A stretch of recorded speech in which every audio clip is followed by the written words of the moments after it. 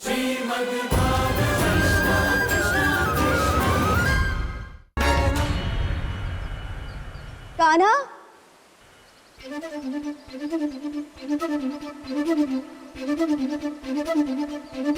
कान्हा, कहाँ गए?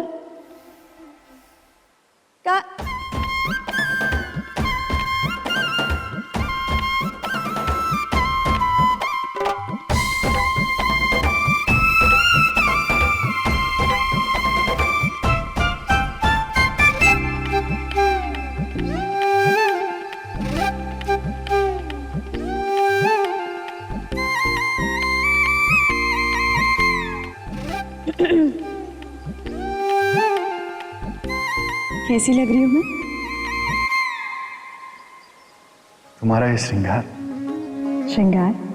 अद्भुत है राधे। कान्हा, तुम मुझे मार्कंडे के पूर्व जन्म की कथा के साथ देवी पार्वती को सिंह वाहन मिलने की कथा भी सुनाने वाले थे ना? इसी कारण मैंने शक्ति को प्रसन्न करने वाला श्रृंगार किया। जय माता की कान्हा। जय माता की राधे। तुम जो कथा सुनना चाहती हो उस कथा से दो कथाएं जुड़ी, जहां एक ओर शक्ति स्वरूपा देवी पार्वती हैं, वहीं दूसरी ओर मंदराचल के जंगल में रहने वाला भीलमतीन का परिवार। तो कान्हा, तो तुम कथा का आरंभ शक्ति स्वरूपा देवी पार्वती से करो। तो सुनो राधे, ये सत्युग की बात है। एक रात महादेव ने देवी पार्वती की त्वचा के काले रंग को लेकर परिहास उड़ा दिया, जिससे देवी पार्वती रोष में आ गई।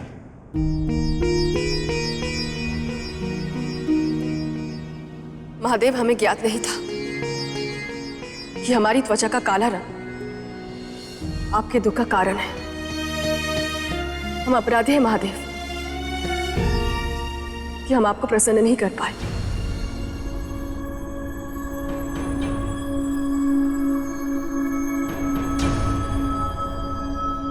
नहीं महादेवी, नहीं, हम केवल परिहास कर रहे थे। आपने भले ही हास्य परिहास किया है महादेव, परंतु अब हम अपने त्वचा को गोरा करके ही लौटेंगे। ऐसा संकल्प ना करें महादेवी, हम अभी इसी समय आपकी त्वचा को गोरा कर देते हैं। नहीं महादेव, आपकी सहायता की कोई आवश्यकता नहीं है। अब हम अपनी साधना से और ब्रह्मदेव की तपस्या से इस चुनौती को सफल करेंगे।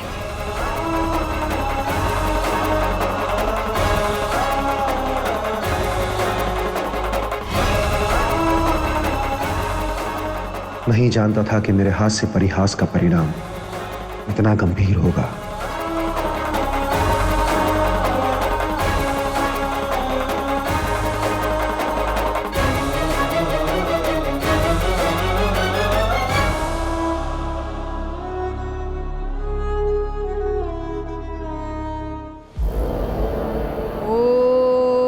ब्रह्मणे नमः।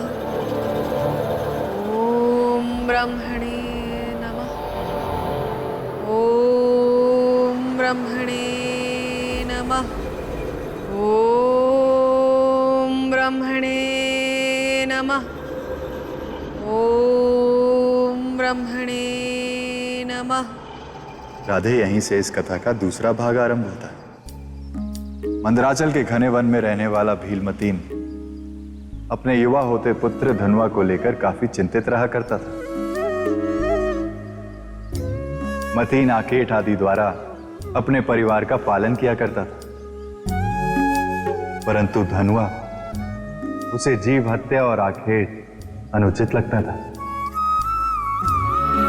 अपनी माता को अपना गुरु मानने वाला धनुआ और दिन रात जंगल के पशु पक्षियों के पीछे भागता रहता है।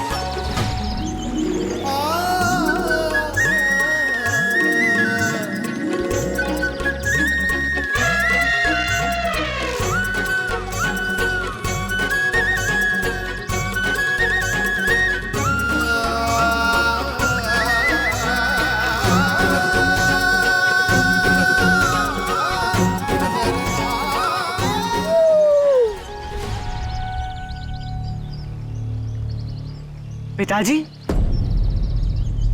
आप इस समय यहाँ? इस समय तो आप घने वन में शिकार के लिए जाते हैं ना? जाता हूं, पर अब कहीं जाने की इच्छा नहीं होती धनवा। चाहता हूं कि तू इन पशु पक्षियों के पीछे भागने के स्थान पर शिकार करना सीख ले। नहीं नहीं पिताजी, शिकार और पशु हत्या को तो मैं पाप मानता हूँ। भला उन भोले भाले जानवरों ने हमारा क्या बिगाड़ा है जो हम अपने खाने के लिए उनका शिकार करते हैं? मैं तो चाहता हूँ आप भी ये सब छोड़ दें। धनवा, एक भील पुत्र के भीतर इतनी ममता और दया उचित नहीं है। फिर तो शिकार नहीं करेगा तो जीवन में क्या करेगा, क्या खाएगा? दया और ममता तो उत्तम आचरण है स्वामी। आपको अपने पुत्र पर गर्व होना चाहिए। माता,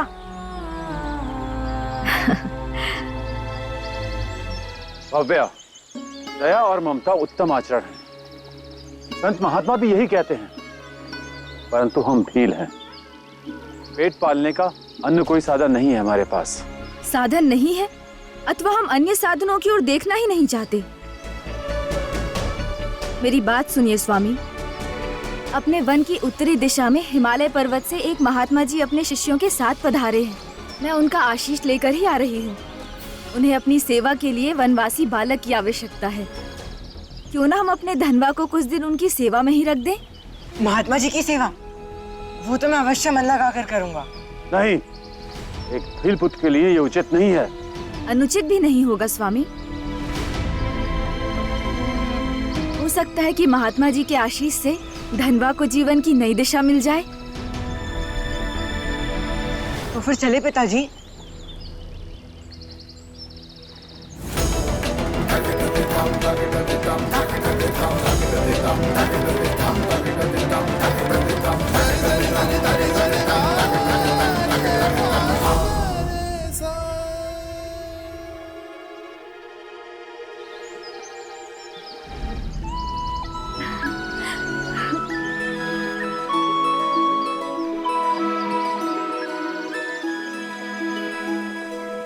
तेरा पुत्र मेरी क्या सेवा करेगा?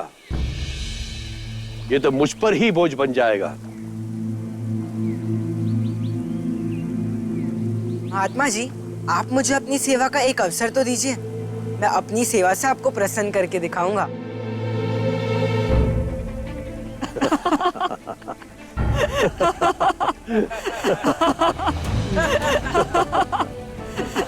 क्या तू वन से हमारे लिए सूखी लकड़ियां चुनकर लाएगा?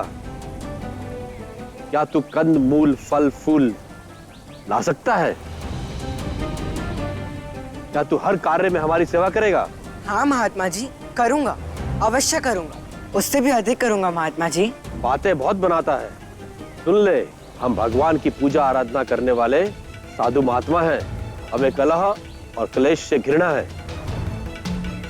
अगर तुमने आश्रम की शांति भंग करने की कोशिश की तो हम तुम्हें वापस भेज देंगे। जी महात्मा जी। ठीक है।